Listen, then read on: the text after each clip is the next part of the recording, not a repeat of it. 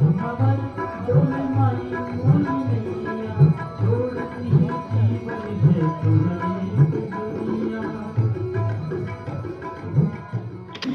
difficult for us because of the formed habits of our minds and because of the cultural inclinations of our upbringing and because of the stars of regulated purpose that often guide us to appreciate a universal phenomenon. A world-class person is a different phenomenon from any other person. And so it is difficult for all peoples to recognize the outstanding world-class individual. It takes a long time for that difference to manifest itself, for the influences to be felt. And very often Gandhi would say, please don't look at my life. I'm really an average person and I'm doing the best I can, but look at the influence, look at the effect that my life has on others, and look to the truth that I'm trying to manifest, because it is there that the important is. And many times he would say of himself that he was capable of not only errors, but occasionally of Himalayan blunders, so that he rarely would hold himself up to be the example that should be followed, but rather that he was the average man attempting assiduously, without fail, to manifest an indication, and it was to that indication that we should all look. And the only way to ascertain what was being indicated was to practice in our own selves, attempt to manifest in our own lives what was happening. In other words, instead of looking at the images that are given in phenomenal time-space, to look to the current, to look to the energy wave that is allowing those images to be produced. And so there was constantly a karma yogic activity going on with Gandhiji to catch and hold, like a masterful teacher would, the questions and the answers that so often are mistaken for learning and knowing and understanding, and showing how together they present unified images, and that the reality behind all of these pairs of questions and answers is a life form force manifesting itself in terms of the wholeness of the universe, and that man is forever engendering a cloud of dust of questions and answers. And only when that cloud of dust is settled can he then look to see where they all came from, where in his own being, his own life, the questions and the answers came from. And only upon discovering that ground, that universal ground, could an individual then appreciate what was real and what was true, so that any conflict, in fact, the sharper the conflict, the better, but any conflict was an opportunity for human beings to exercise their honing of perception to see that the problem and the solution, whatever they might be, however complex they might be, were only images of a universal process of truth. And that the only condition that man really need observe to discover the truth, through whatever form, whatever process it might reveal itself, was to take an absolutely irrevocable vow of nonviolence, because it was only violence, only the indication of wanting to force a viewpoint or force a solution, even if it seemed like the right one to everyone. If it was forced, it would also force a reaction to itself automatically, spontaneously, subconsciously, without intending it. So that any kind of a forcefulness engendered its opposites, its polarities, even at the best, its complementarities, and we would then be again in that same dull round of the dust cloud of questions and answers. Therefore, he sought ways in which this process of letting the dust of controversy settle so that all parties involved could at the same time have the same view of the situation as it really was, without questions and without answers. And for this, we need this week to consider Gandhi in the light of another great world-class individual, Rabindranath Tagore. And just like last week, we saw Gandhi linked up with Leo Tolstoy. This week we'll see how Mahatma Gandhi and Rabindranath Tagore formed a poignant stage of development. And I think just to catch up with what we did last week, I'll bring Tolstoy back onto the stage for just a minute or two, and then we'll move immediately to Tagore and Gandhi. Tolstoy, if you recall, last week had gone through a great change of heart.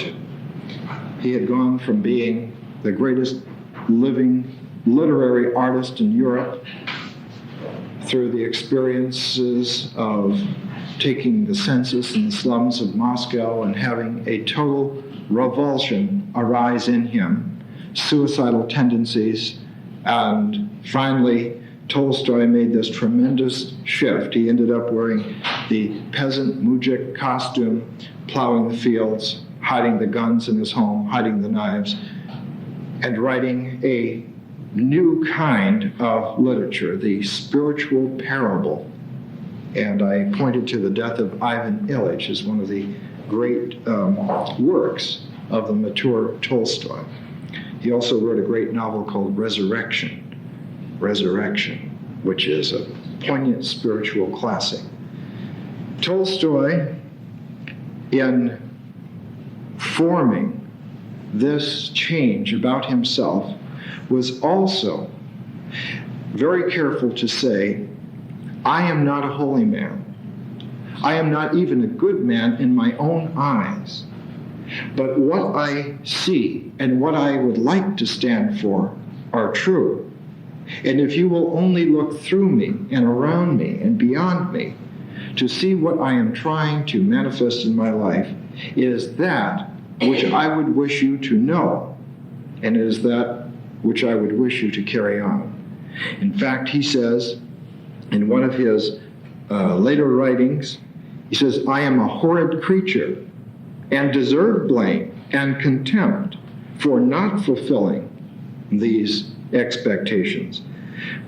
But yet, not so much in justification as in explanation of my inconsistency, I say, consider my former life and my present one, and you will see that I try to fulfill them. I do not fulfill a 10,000th part, it is true, and I am to blame for that. But it is not because I do not wish to fulfill them that I fail, but because I do not know how to. And so Tolstoy, constantly in his religious writings towards the latter part of his life, revealing again and again, you find the refrain until it almost becomes like the refrain of a cosmic litany. I would live better. I know I should live better, but I do not know how. So that at the root, Tolstoy, with great humility and uncanny accuracy, placed his finger exactly on the problem as it emerged at the beginning of the 20th century, that we are afloat in an ocean of ignorance, and that the only way that we will ever reach the shore is to learn how to navigate this ocean of ignorance.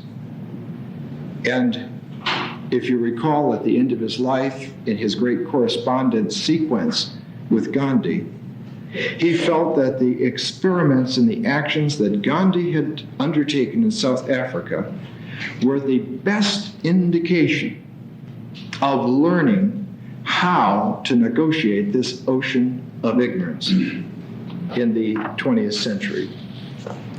So that for Gandhi also, he was concerned with whether or not he was going to have a universal applicability to his methodology. He was concerned that what he was developing might be true for Indians. It might even be true simply for Indians in South Africa. And so his concern, more and more in his experiments, was to ascertain for himself, is this a viable methodology for as broad a spread of humanity as can be? And the difficulty for him was with the Christian religion. He had read the Old Testament and had been stymied. He said he had a difficulty in finding where the religion was, because he was used to a different kind of an approach.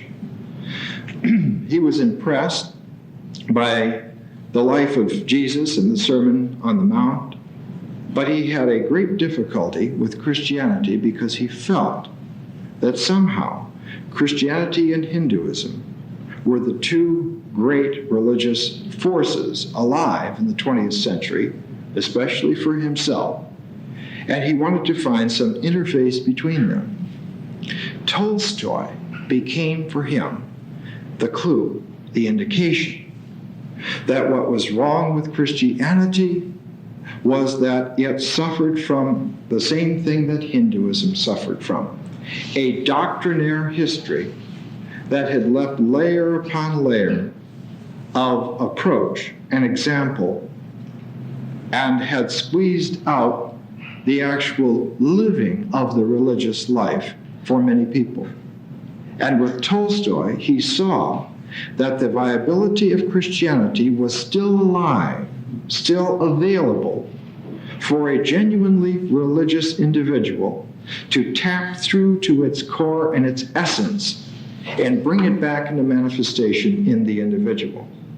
So that the correspondence with Tolstoy was extremely important for Gandhi, because it confirmed for him that the activities that he was dealing with were truly on a universal scale. And so the tremendous letter from Tolstoy to Gandhi telling him that the baton of experimenting with life in a serious way to discover again the old religious practices which had once made man great and capable of deserving an honorable place in the universe, and that somehow this place had been covered up for thousands of years by layers called civilization. Now, at this time, there were a great many individuals on the world scene who were delivering scathing attacks against civilization. Edward Carpenter, whose books sold in the hundreds of thousands, wrote a great classic called Civilization, Its Cause and Its Cure. Walt Whitman's great Leaves of Grass and Song of Myself, in that was this tremendous release of the person to the cosmic, stepping completely outside of all frames of reference that might have civilized him to the point of muffling his universal voice. Do I contradict myself, Whitman said? Therefore I contradict myself. I am universal, vast, I contain multitudes. This literature was characteristic of the breaking shell of European civilization around the years 1870 to about 1910. There was a tremendous proliferation.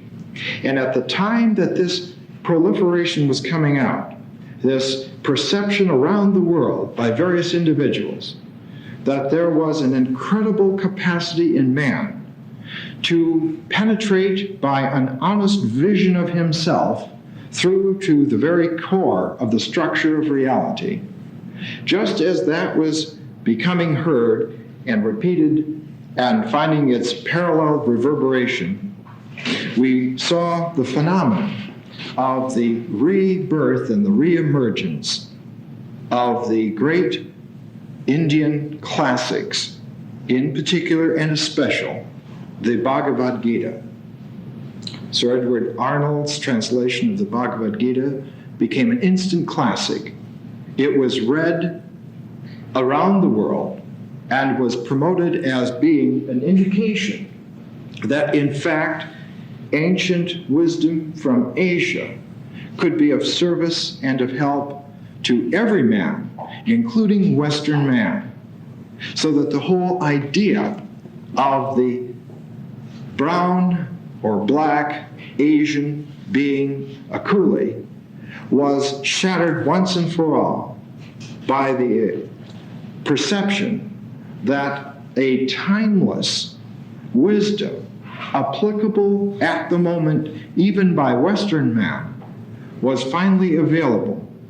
And in this, of course, this tremendous tandem of the form of Western civilization opening up like an egg shape which the time to hatch had come, and the perception that Asia offered an insight, the lightning with which to break this shell and to start afresh, saw, of course, the great rise of the Theosophical Society and this tremendous impetus of organizing a select population, a self-elected select population around the world to reform the conscious capacity of man by reminding himself of the glorious wisdom past which all men had and which seemed to come into reverberation of focused integrity.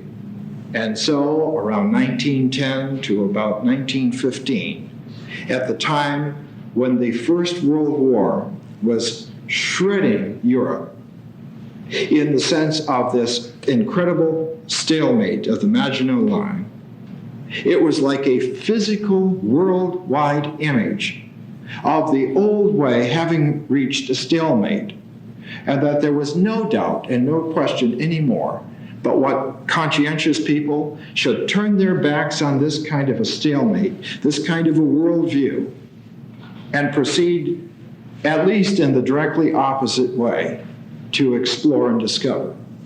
And it was in this world frame of mind that Gandhi came back to India.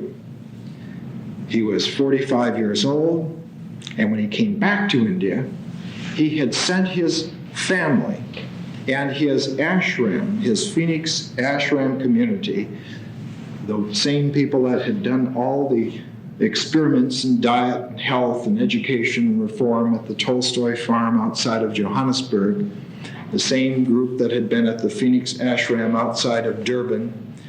He sent them to India ahead while he went to England. And where did they go in India? They went to Rabindranath Tagore's ashram at Shantiniketan, which is about 93 miles north from Calcutta. There's a small town there called Bolpur, not so very small anymore. And there, in 1901, Rabindranath Tagore's father, who had been a Maharishi, a rishi is a sage and a Maharishi is a great sage, Devendranath Tagore had founded Shantiniketan. Shanti means peace. place of peace, Shanti Niketan. The grandfather of Tagore had been a prince in Bengal, and his son Devendranath had become a rishi, sage, and the young boy, Tagore, Rabindranath, when he was just a boy, was taken by his father on many pilgrimages. He was taught the method of tapas, of performing austerities, and that there is a science of performing tapas. And just as one can compute with mathematical figures, one can also compute with austerities, that there are sciences of discipline, and that they have been refined extraordinarily in classical India. But the Bhagavad Gita, or Patanjali's yoga aphorisms, or any one of a dozen texts, offer the schooling, textbooks of the science of the soul.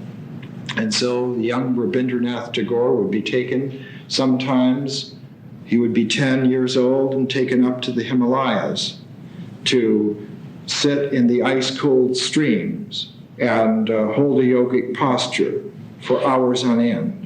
Or he'd be told stories of the old ancient rishis and how they brought into manifestation through language the greatness of the spirit.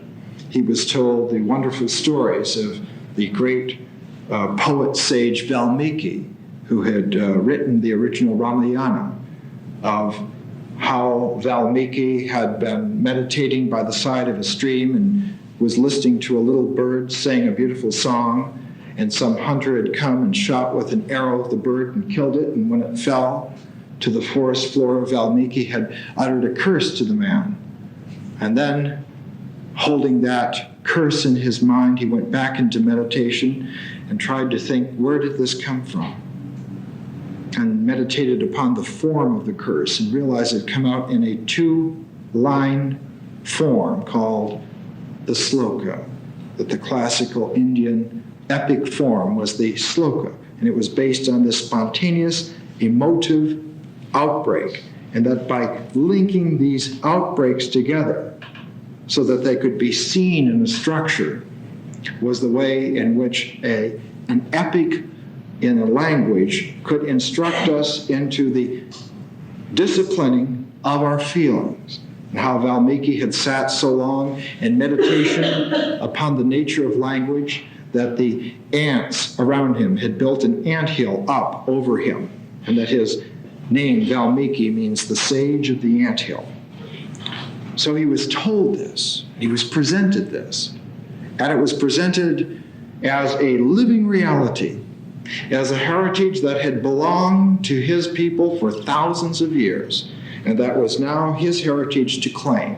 And so the young Rabindranath Tagore, who had received this extraordinary education, when he was sent to England to become a lawyer, to become a barrister, he didn't stay very long, because to him it was a matter of going back to his roots, back to India, back to this great tradition which he felt coursing in himself. And when he returned to India, he began to write in many languages, especially in Bengali. And Bengali is an enormously literate language. I have a very good Bengali friend, a man named Ravi Sinha from Patna, and he is the archetypal Bengali. He will charm you for days on end without sleep, with just talking and giving stories. They are happy-go-lucky. They tend to run to a little plumpness and excellence. And a Bengali as a friend is the world's greatest treasure. They cannot do enough for you. So Tagore raised this spirit of the Bengali to a cosmic flowering, that all of mankind needed this kind of care, and the best kind of care was to make the bouquets of spiritual meaning out of language. And so Tagore trained himself, and all of his life created these tremendous gardens of meaning through language, through poetry, plays, songs. There are folk singers in India who sing only Tagore songs. He has thousands of songs. And maybe sometime we can get an album and play some of these for you. The Tagore songs are extraordinarily lovely. The tunes, the words, the method of performance, all of it like veils of chiffon blowing in the wind, not to obscure anything, but to show that the wind blows beautifully. This sort of activity. And so Gandhi, coming back from South Africa, had sent his family and his people on ahead to Tagore's ashram at Shantiniketan. This was 1915, January of 1915. And Gandhi himself, when he first landed in India, was over on the other side from Calcutta, on the Bombay side. And he conferred with Gokhale, his political guru, and he realized then that Tagore and Gokhale together had been watching his activities for years in South Africa, that it was Gokhale and Tagore together who had sent Charles Freer Andrews to Gandhi in South Africa to be his helper. And Andrews was the wonderful Christian minister who shared with Gandhi many of his experiences and development, and who wrote 3 books upon Gandhi's life, and they're just excellent to read. So he discovered that Gokhale, who was the great professorial intellectual genius who was the center of the Friends of India Society, who was the moving architect of the whole independence movement in India, and had been for some time, told Gandhi to go out and experience India. And where best to start but to find a welcoming home by going to Shantiniketan. And so he went there, and February 6th, 1915, Gandhi arrived there.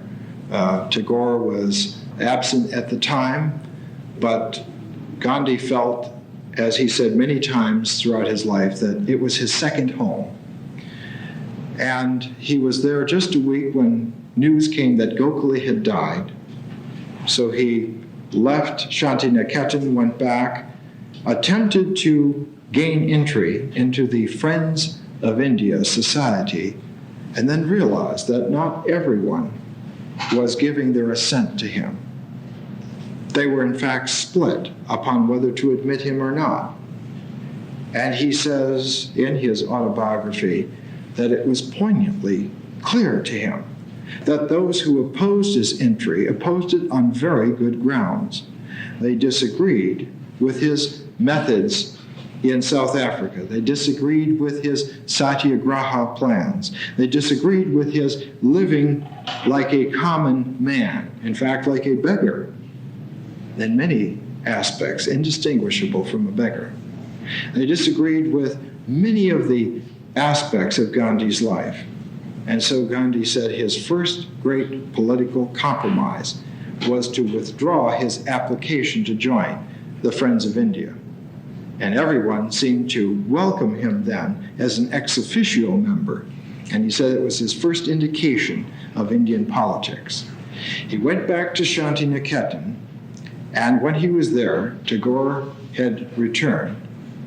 And Gandhi, who was like the wheat field compared to Tagore like the rose garden, looked at all these servants who were making the food and doing the cleaning, and the professors looking very grand and teaching elegant songs and dance to the rich young students who were ignoring the help and learning the songs, and Gandhi couldn't stand it.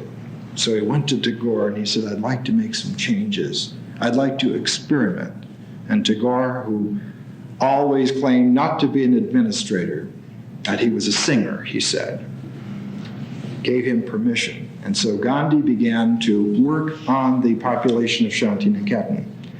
And the first thing was that the faculty and the students would have to cook their food together. And they would have to wash the dishes together. And they would have to, of course, sweep and clean together. And so he turned the whole ashram upside down.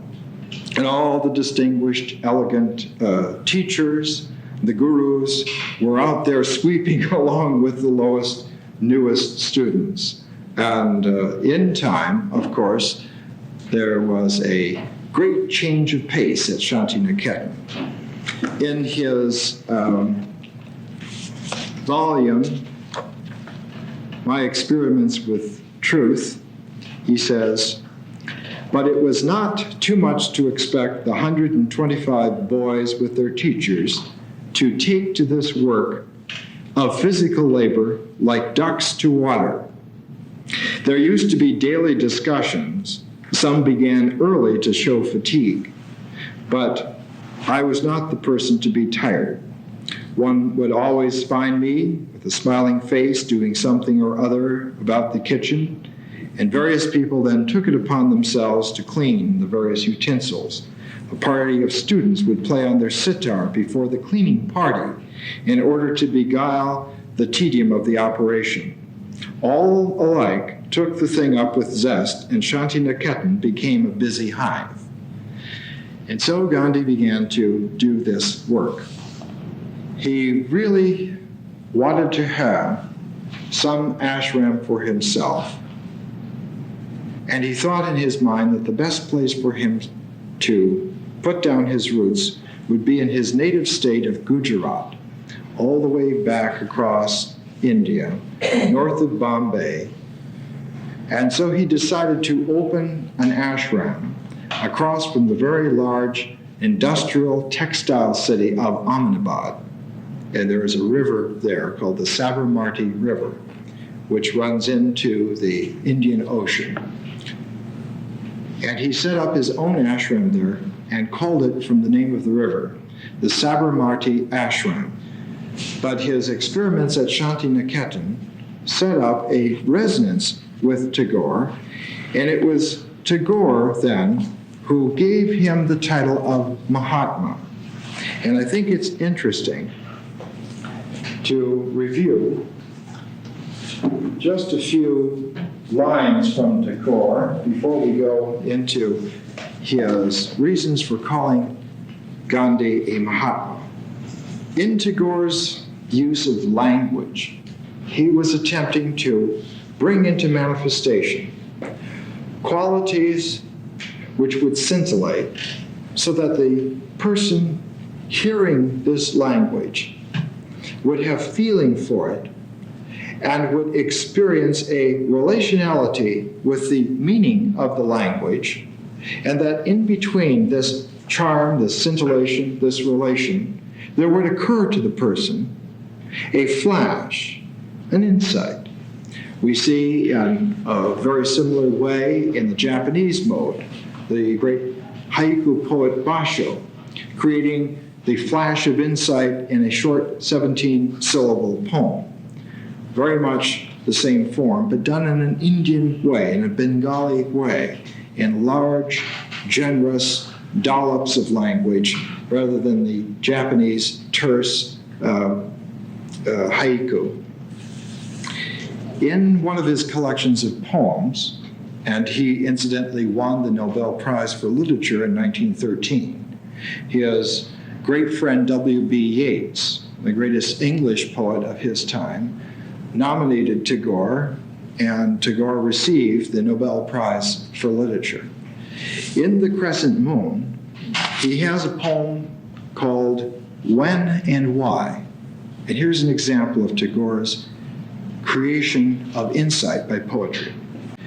When I bring you colored toys, my child, I understand why there is such a play of colors on clouds, on water, and why flowers are painted in tints.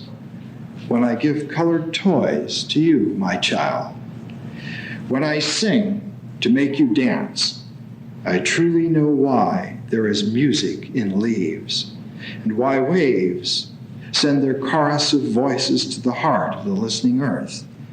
When I sing to make you dance, When I bring sweet things to your greedy hands, I know why there is honey in the cup of the flower, why fruits are secretly filled with sweet juice.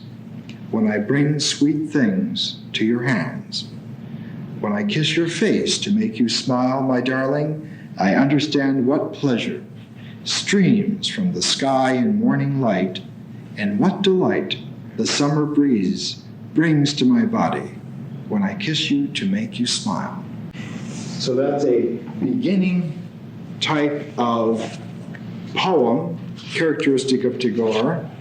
And here is a poem from Gitanjali, which shows you how that method, that way of poetry, is raised to a universal height. When my play with thee, I never questioned who you were. I knew not shyness nor fear. My life was boisterous. In the early morning, you would call me from my sleep, like my own comrade, and lead me running from glade to glade.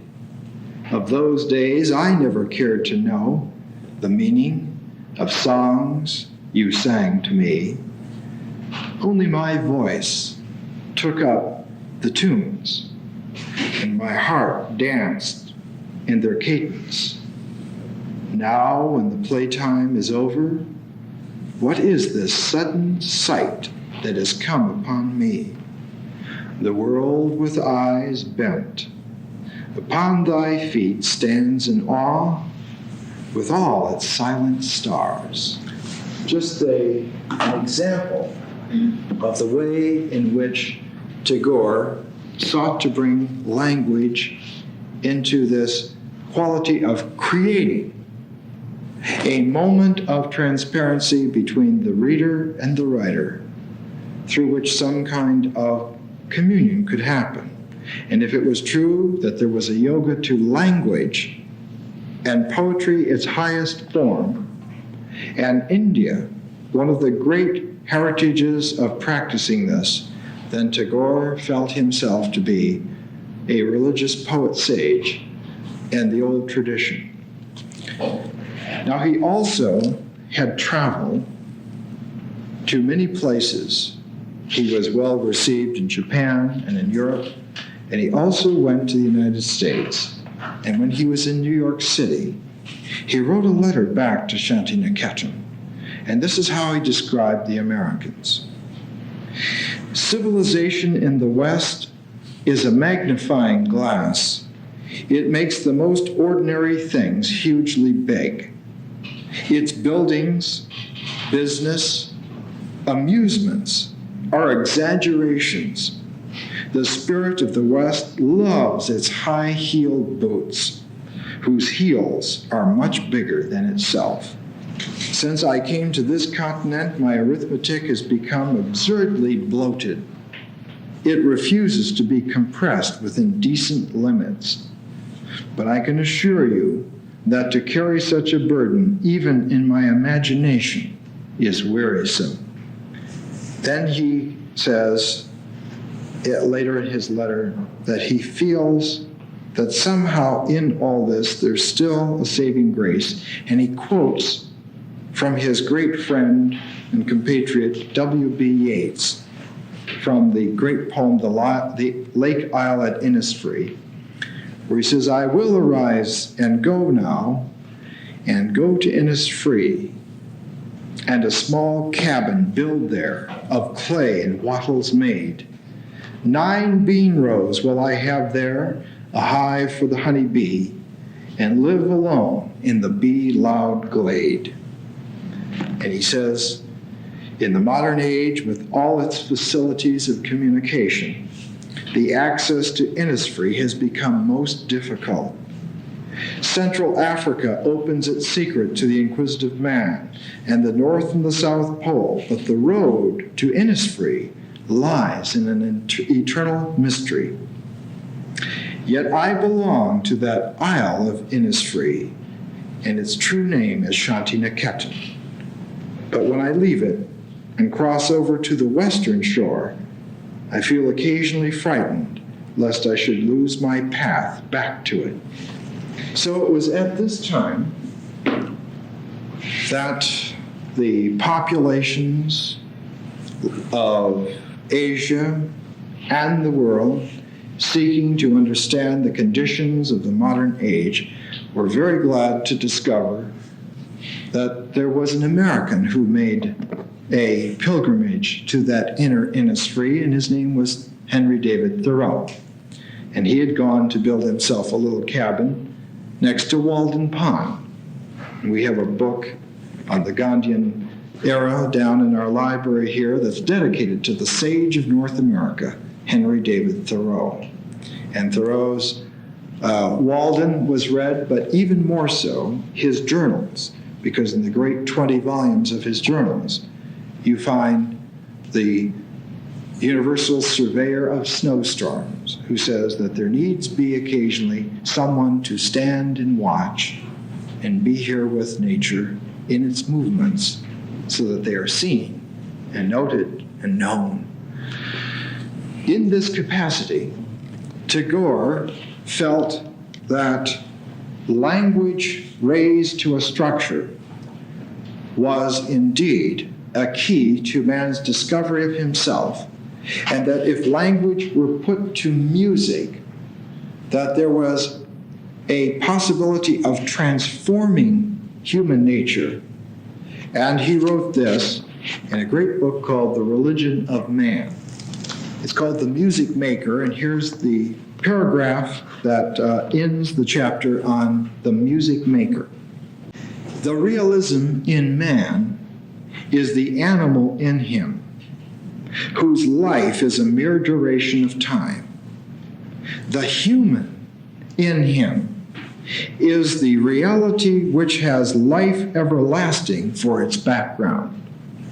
Rocks and crystals become complete definitely in what they are, can keep as mute, insensate things, a kind of dumb dignity in their stolidity, limited realism, while human facts grow unseemly and diseased, breeding germs of death when divested of their creative ideal. The ideal of man the divine, the difference between the notes as mere facts of sound and music as a truth of expression, is immense. For music, though it comprehends a limited number of notes, yet represents the infinite. It is for man to produce the music of the Spirit, and with all the notes which he has in his psychology, which, through inattention or perversity, can easily be translated into a frightful noise. In music, man is revealed, and in an accumulative penetration, what is the unity underlying all of these vicissitudes, of which I myself am an indelible part. And so the tuning of man's spiritual consciousness in the second decade of the 20th century took a quantum jump in capacity. And in this, Tagore and Gandhi became the two representatives in the Indian mind, and extensively and increasingly for the world watching its own breaking shell under the lightning discovery of Asian wisdom, the fact that there was in fact a phenomenon, a noumenon, known as soul consciousness. And as the Gita says, when man is in his darkest hour, when he has given up all hope, it is then that God sends the helper. It is then that he comes. So that Tagore in Sadhana gives us a paragraph in the chapter called Soul Consciousness to this point. We have seen that it was the aspiration of ancient India to live and move and have its joy in Brahma, the all-conscious and all-pervading spirit, by extending its field of consciousness to the whole world, that the divine manifests in a person to extend itself interrelationally to the world, but that it may be urged it is an impossible task for man to achieve. He means to say, here we are in the 20th century. This was in ancient times, when things were simpler, when man was perhaps more naive. Can we still do that? If this extension of consciousness, writes Tagore, be an outward process, then it is endless. It is like attempting to cross the ocean after ladling out its water. By beginning to try to realize all, one has to end by realizing nothing. And so, the great conundrum, the search for a system, the search for a way for man to understand that he must turn away from his habituation, his addiction to phenomenal forms as his measurement of truth, to turn away from the belief that in some kind of a synthesis or dance of problem and answer, there lies a synthesis which would give him an understanding. He has to learn to detach himself from these expectations, from these habituations, and school himself to realize that perhaps the unity of the all is not perceivable as a phenomenon, as a thing. Perhaps it has to occur in such a blinding totality that it occurs to him in his habituated thingness, that it was nothing at all. But that only by living the life of integrity, he learns to see that nothing at all has an incredible effect. That he progressively, in this yoga of addressing himself constantly to just working, doing the good tasks, keeping at improving little by little, that there is a soul force that rises in him that has no name, but has every effect. Well, we're going to take a little break, and then we'll come back to the naming of the Mahatma by Tagore. I discovered a long time ago that the best teachers are the ones that leave their students working and provide situations that allow for the students to realize that the education is theirs to have and that they acquire it really and physically by proceeding with it. And one indication of my failure so far in this particular series is to enthuse you to go to the PRS bookstore and buy those Gandhi books that we've ordered from India. We've got a lot of things there. Some of them are as cheap as 40 cents. And when they're all sold, then I'll know that I have done some justice to it. There aren't that many. Handbook for Satyagrahis was published in 1980 and distributed by the Movement for a New Society in Philadelphia. A manual for volunteers of total revolution. And it comes as a shock to politicos and organizers that under Gandhian scrutinies, their revisions of society, their revisions of history, and their understandings of human nature turn out to be very partial, very shallow, and engender as many problems as they would solve, if not this year, in 100 years, if not this generation, in a dozen generations. So that the Gandhians are very precise and careful about the fact that if we do it once right, we're not going to have to do it again. But if we don't, we have to do it over and over again until we get it right. So we might as well do it right. and get it done. The legacy from Tolstoy is best symbolized and codified in a phrase called bread labor.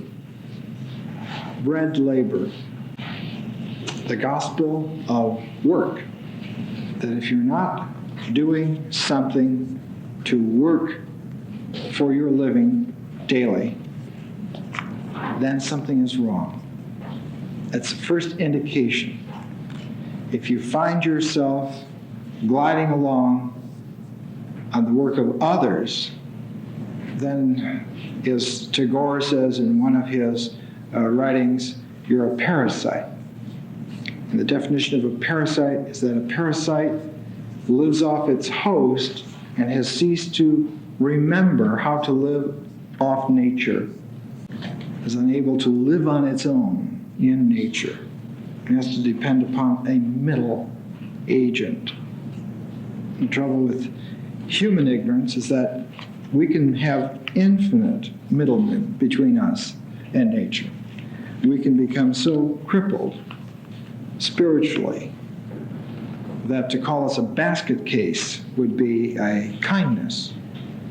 There are lots of these little Gandhian pamphlets, dozens and dozens of them. I think we have maybe 20 different kinds in the bookstore. This one's just called Bread Labor. And on the cover is a symbol of a sheaf of wheat and a loaf of bread behind it resting on some waves of water. Water and wheat to make bread. It's a perfect symbol of the essential simplicity of life, that there are basic ingredients and ways to put them together, and that they will produce sustenance for life. And you can complicate that, you can make it as dandified as you like, as elegant as you like, but it's all variations on a very simple theme. That there are basic processes and there are recipes for the process of making life livable. And when we are not making life livable in a natural cooperative sense, we're contributing to the obfuscation that builds and builds into those landslides of histories that are known as wars, rebellions, infractions, injustices. And all of this together is that ocean of ignorance that we would like to cross. The essence of democracy, democracy real and deceptive, another little pamphlet. Democracy must, in essence, mean the art and science of mobilizing the entire physical, economic, and spiritual resources of all the various sections of the people in the service of the common good of all. The average individual's sole force is any day the most important thing. Any day. The political form is but a concrete expression of that sole force. I do not conceive the average individual's soul force as distinguished and existing apart from the political form of government.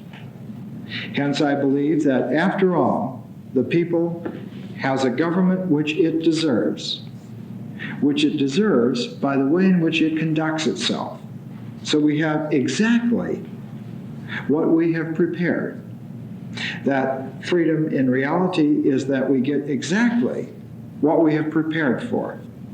We need to school ourselves in order to find out that we could modify what we are doing and get closer to what we would actually like. That we are not rudderless babies, but in fact, very mobile, insightful unities, capable of working together and producing. As Gandhi says, in other words, self-government can only come through self-effort. There is no other way. There is no other way. And so from time to time, when Gandhi would be put upon to philosophize, he would literally introduce them to what he was doing that day, because the implications were all there every day.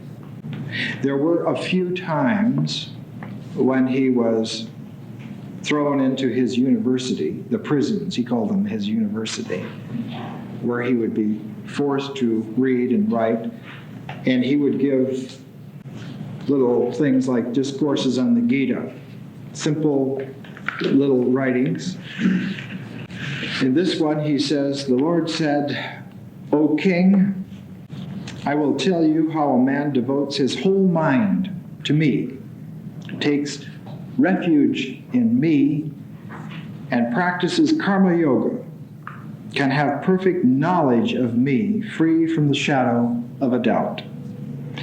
I will declare to you this knowledge based on experience, which having been known, nothing more here remains to be known. Hardly one from 1,000 strives to acquire this knowledge, and perhaps one only of these strivers makes a success of it. Thus it is rare. It is rare to find someone who will strive to attain some vision of truth. And of all those who do strive, however few there may be, it is so rare that perhaps only one will actually see it. But again and again, the emphasis was that so it is difficult, but the alternatives are also difficult. To go on killing and maiming each other throughout all eternity, is that not difficult?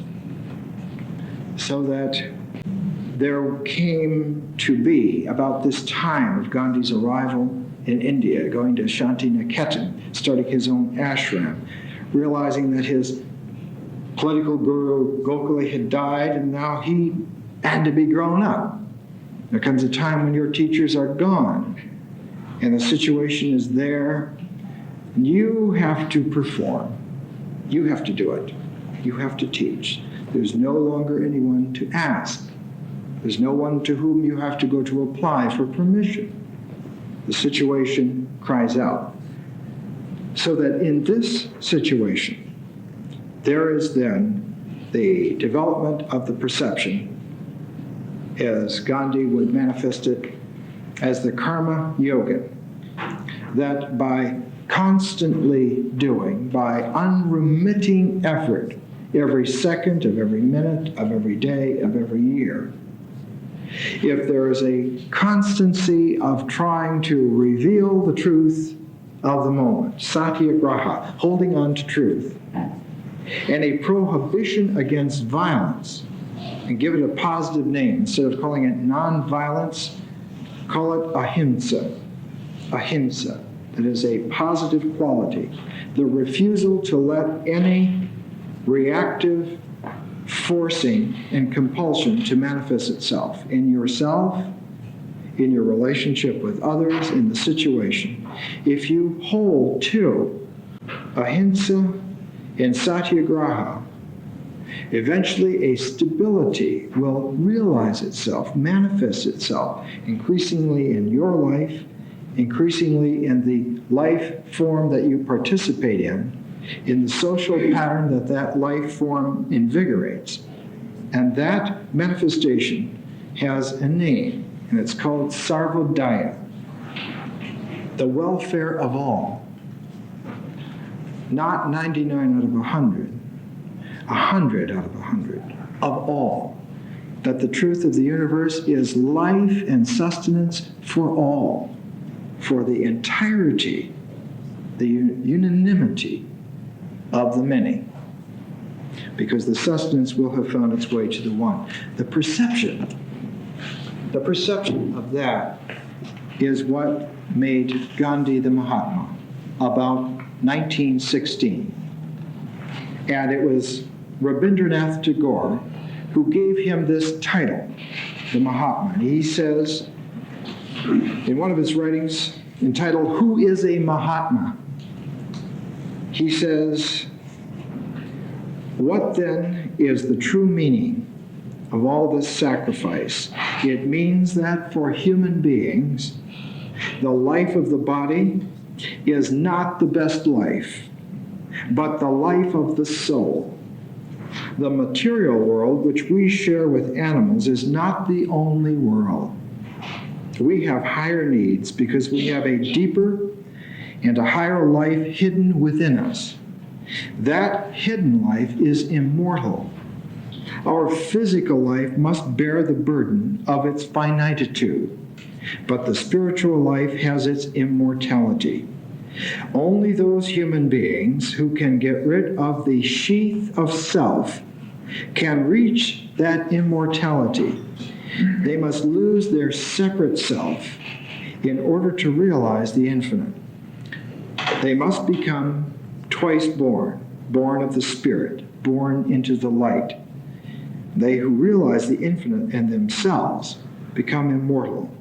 And it is this teacher of this that brings out in the heart and mind this dedication to the service of all, who is a universal man.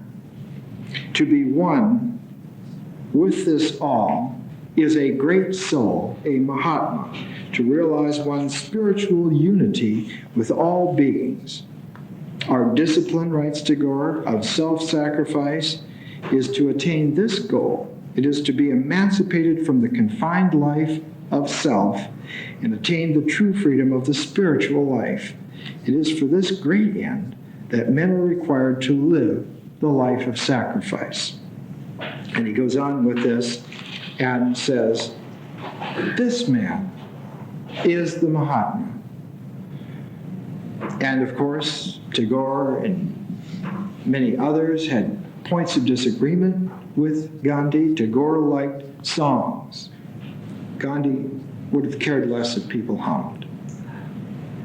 But the basic fact was that in his movement as a life wave formation, Gandhi began to attract, in his own way, a kind of order in yoga of people around him. So that after he was in India for about a year, he had set up the Sabarmati ashram. He had actually begun to participate in political conventions. He was in Lucknow in north central India for a conference, and there was a peasant there named Rajkumara Shukla. And this white-bearded, ragged, old man dogged Gandhi all the way through this conference, constantly asking him, come with me and help our people. Come and help us. We have need of you.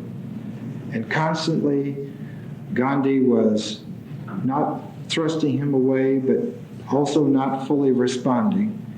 And increasingly, he began to realize that this individual was a sign for him, an indication for him that he had come of age, that here he was looking to these political conferences. Even as perceptive as he was living in the world of Tagore's. And he was unable fully to focus in upon this peasant. And it was this peasant that was the message from the infinite to him. Come with me. My people need you. We need you. Not this convention. Not this world press. We need you.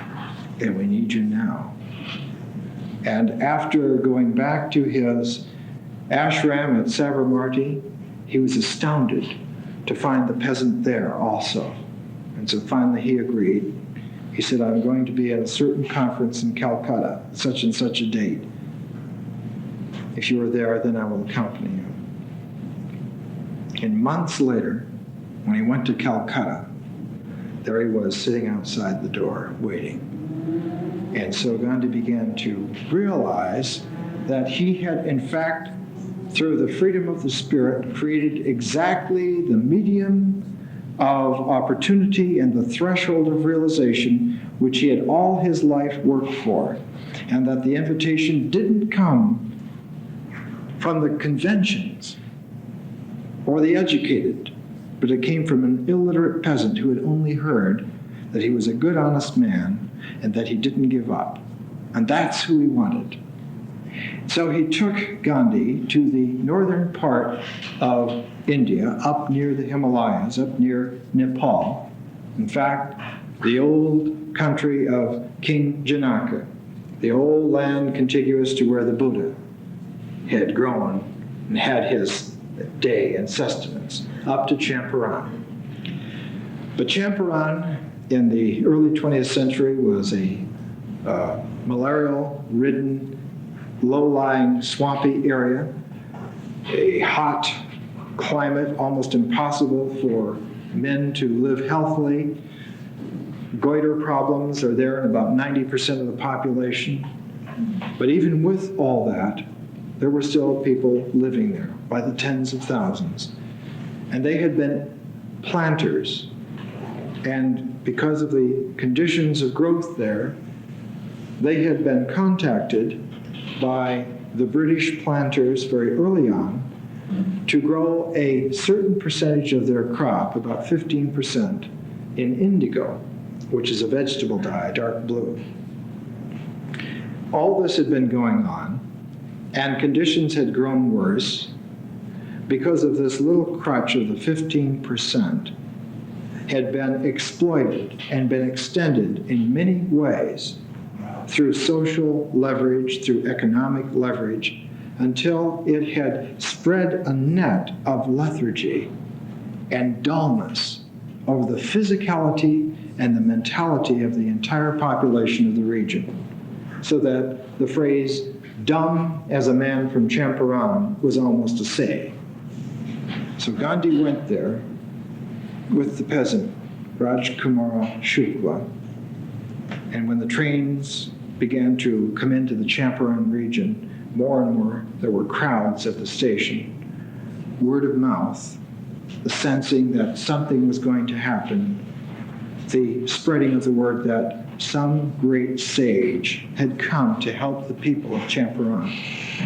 And Gandhi, as he came into the situation more and more, realized that his place in this movement was the pristine example for himself of what his life was to be. That there was the key. In this endeavor in Champaran, the Satyagraha in Champaran, the turning point for Gandhi, as he says in his own book, and in the book called Satyagraha in Champaran by Rajendra Prasad, who was one of the first presidents of India, who lived there in that area, that district. The turning point came when Gandhi, talking to the rich lawyers who had taken cases for the people, charged them big fees, had decided, when he asked them, if I am thrown in jail, what will you do? And after great deliberation, after days of deliberation and searching themselves, they finally declared to him, if you are willing to go to jail for these people who are not related to you, then we who come from these people, even though we are educated, we will follow you to jail and go with you where you lead. And he said, the Battle of Champaran is won. There is now no doubt whatever of the outcome. Whatever time it takes, whatever circumstance it takes, we have now won. Because the problem was the hiatus, the gulf, the abyss between the wealthy and the educated of their own people and the dumb masses. They had treated their own people like undeserving animals. And when they had realized that they were a people and that regardless of circumstance, they would face it as a people, that's where Gandhi pointed and said, this was the whole battle. This was exactly the issue. And so Rajendra Prasad, when he writes of this Satyagraha in Champaran, in the section called The Advent of the Mahatma, he says, and they call dear friends Babu in this area of India. Babus, Dharandadar, and Ramanavi Prasad, on the other hand, reached a certain little town at about 3 p.m., and after the recording of some statements of some men, they returned back to Motihari, the central capital of the region, and learned about the notice under Section 144 of the Criminal Procedure Code. Mahatmaji gave them a copy of the directions he had prepared and explained to them in detail how the work would have to be conducted after his imprisonment. He also told them that if they followed him to jail, then his mission will be successful in no time at all. And in this procedure, Gandhi had come into the region and had been told that he was unwelcome, threatened by many levels of the bureaucracy that he should not interfere, that he was a trouble causer.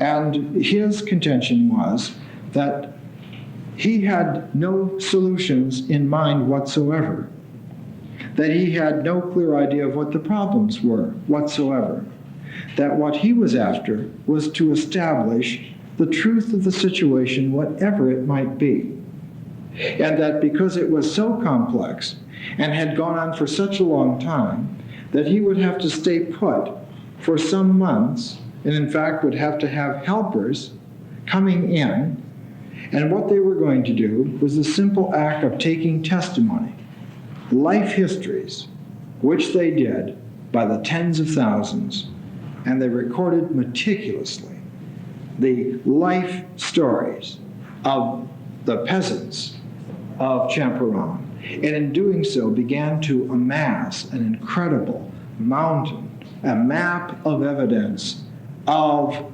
the psychological and emotional, spiritual trampling of the population, and that the core of the leverage of all this was fear. Usually somewhere at the bottom of ignorance is an image of fearfulness, some specter, some dragon, some tiger, that one would rather live the life of humiliation than face this fearsomeness.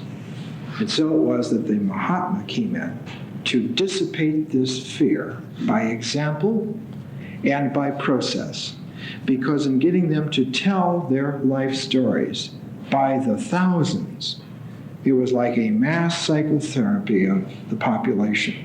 And by noting down the details and amassing so that they could know that their life story had been heard by somebody who understood it, and that everybody maybe in their village had also done this, that somehow everything was coming clean, that the process of inquiry was washing out the fearfulness in the situation, and they could see that the authorities, which they feared, would pound them or kill them or impoverish them further, were unable, unwilling to pursue any of those courses.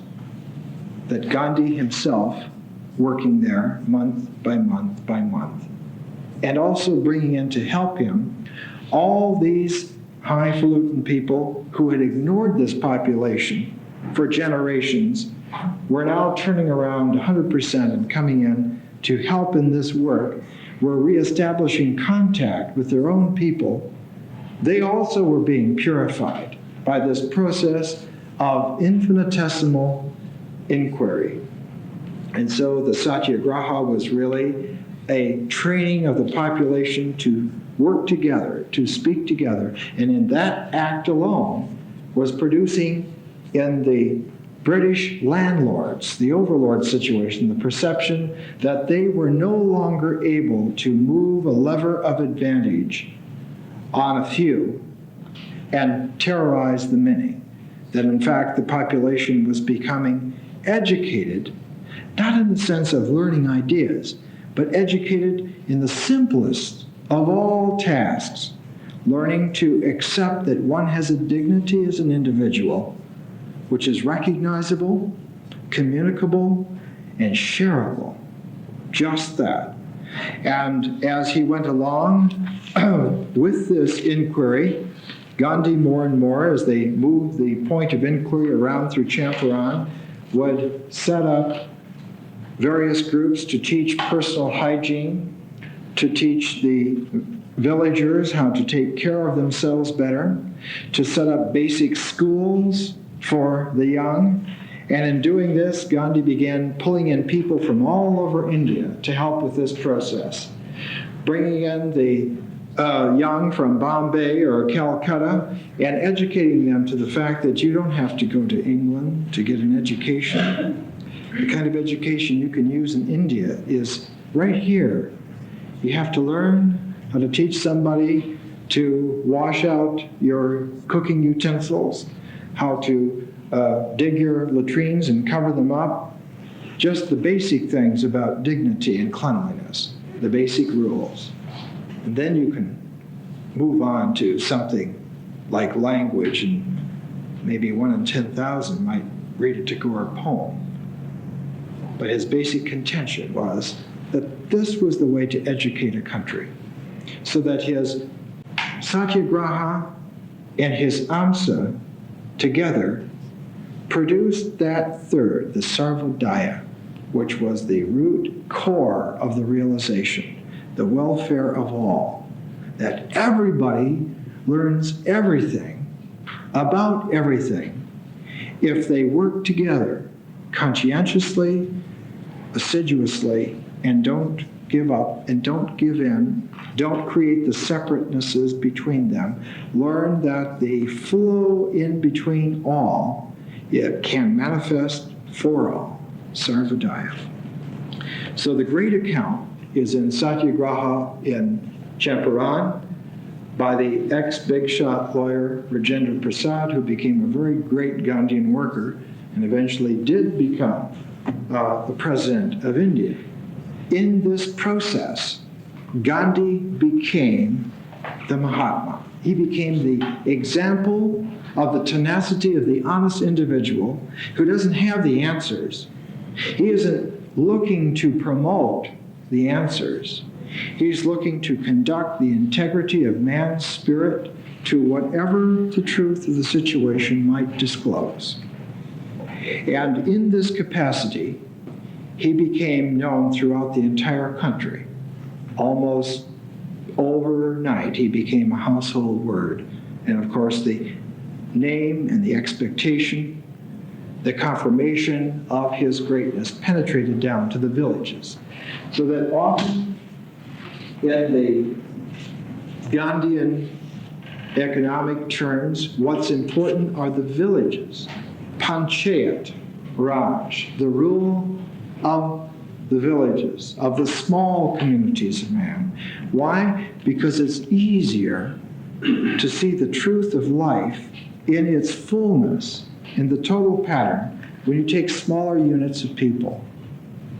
It's very difficult when you think of mankind as a whole, billions of people, thousands of years, to envision the truth. But if you take 40 or 50 people, or a couple hundred people, which you can know and you can see the interchanges in all the aspects of life. It's like taking a microscope of the inner mind and looking at what do we in fact do? What do we in fact need? How do we go about it? That it occurs to one that life is understandable. It is a mystery only because we are shying away from seeing its unity. And we build up aversions which collect into fearfulness. And pretty soon, we're compulsively ignorant because we don't want to know. We can't stand to even think that we could know. It means we have to give up what we think we're enjoying and work. And there's no end to the work, is there? And maybe that's the prideful slovenliness that holds us under the gun so often. If we knew, then we would no longer be innocent. Then we would have to help. Where's the end of helping? Where is the end of helping? So sometimes the pamphlets are called village industries, because the best way is to learn how to work, how some of the basic qualities of life can be made by your own hands. In fact, the great symbol for Gandhi became the spinning wheel, that you spin, you take the natural cottons and fibers, and you make your own yarn and threads, and you make your own cloth, and you make your own clothing. And in doing so, you have learned the ecology of clothing. You learned how clothing comes to be, what is involved in all of its aspects. And you've learned a complete cycle of life. You've learned the ecology of clothing. And you realize if you can do that, then perhaps for food you can do the same thing. And who knows, perhaps the spiritual life has its ecology and can be understood. In all this, Gandhi became increasingly outspoken. The shy barrister became someone who would be asked to sit down. He was at a conference that was chaired by Annie Besant in time, and he was speaking out about the conditions of illusory images in the minds of those who would be helping man and who were actually doing nothing. And in this, he was saying that whenever I hear of a great palace rising in any great city of India, be it in British India or in the India ruled by our great chiefs, I become jealous at once and say, oh, it is the money that has come from the agriculture. There cannot be much spirit of self-government in this. And our salvation can only come through going back to basics. Neither the lawyers, nor the doctors, nor the rich landlords are going to secure it. No leaders who present us with beautiful ideas are going to secure it. There are no international societies, no matter how altruistic in their setup, that can change the fact that we have to go and learn how to work and work together. And as he was going on with this, in Louis Fisher's book, The Life of Gandhi, the audience was growing unruly. Arguments broke out in various parts of the assembly. Gandhi uttered a few more sentences when Mrs. Besant, who presided, called out to him, "Please stop. Stop it. You're upsetting the apple cart." Gandhi turned round to her and said, "I await your orders. If you consider that by my speaking as I am not serving the country, I shall certainly stop." Mrs. Besant coldly replied, "Please explain your object." Gandhi said, "I am explaining my object. I simply," but he could not be heard above the din. "Go on," some shouted. "Sit down, Gandhi," others shouted. Decorum restored, Gandhi defended Mrs. Besant. "It is because she loves India so well," he says, "and she considers that I am erring in my thinking audibly before you young men." But he preferred to speak frankly and turned the searchlight on again. "It is well to understand," he said, "ourselves, for there the blame manifests itself most clearly." And so we find Gandhi coming into the national picture in India, but also coming upon the world stage as a world-class warrior of the spirit. And by the time that the First World War was over in 1918, Gandhi was already a household word. He already understood that his place in the ecology of the spirit was to blend as perfectly as he could, as he said, with the dumb hundreds of millions of Indians, so that he could manifest in his own action day by day the tone of realization for an entire population of the planet. So next week we'll take a look at Gandhi in the 1920s, when he turned this realization and this process into a worldwide example of non-cooperation. And we'll see how he was sentenced to 6 years imprisonment, and how he had brought the movement to a standstill because it had suffered an infraction, and then against all political sagacity, all expectation from history, when he came out of prison, he was still the Mahatma, and he put it all back into order again. So we'll see that next week.